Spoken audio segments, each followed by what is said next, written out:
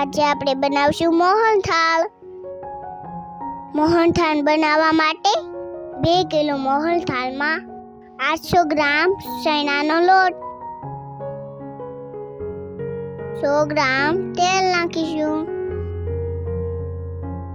અને 100 ગ્રામ દૂધ.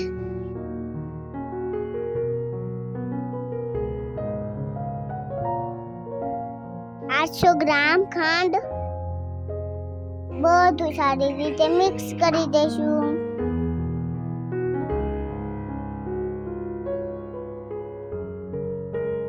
હવે આપણે મિક્સરને સાવણીથી ચાળી લેશું જેથી મોહનથાળ દાણેદાર બને.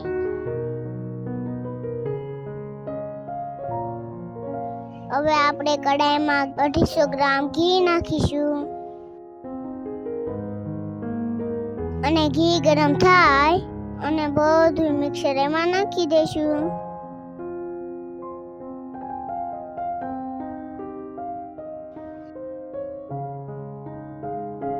અને સારી રીતે હલાવશું.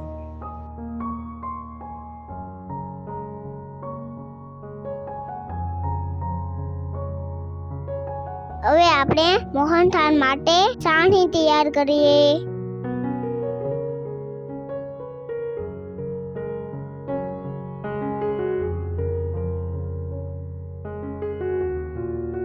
ચાસણી આવી જાય પછી એમાં ખાવાનો કલર નાખીશું જેથી મોહનથાળનો કલર બહુ મસ્ત લાગે.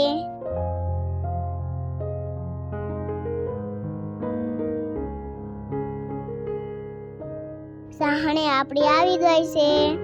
હવે આપણે ચાસણીને મોહનથાળમાં નાખી દેશું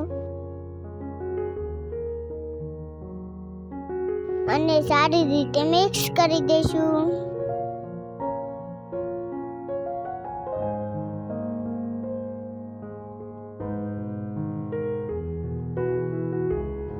હવે આપણે એક પ્લેટમાં થોડું ઘી લગાડીશું અને હવે આપણે જાયફળ નાખીશું.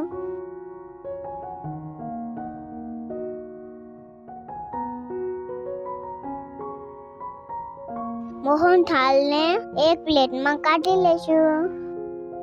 તો તૈયાર છે આપણો મોહનથાળ. એકદમ મસ્ત. દિનેશભાઈનો મોહનથાળ.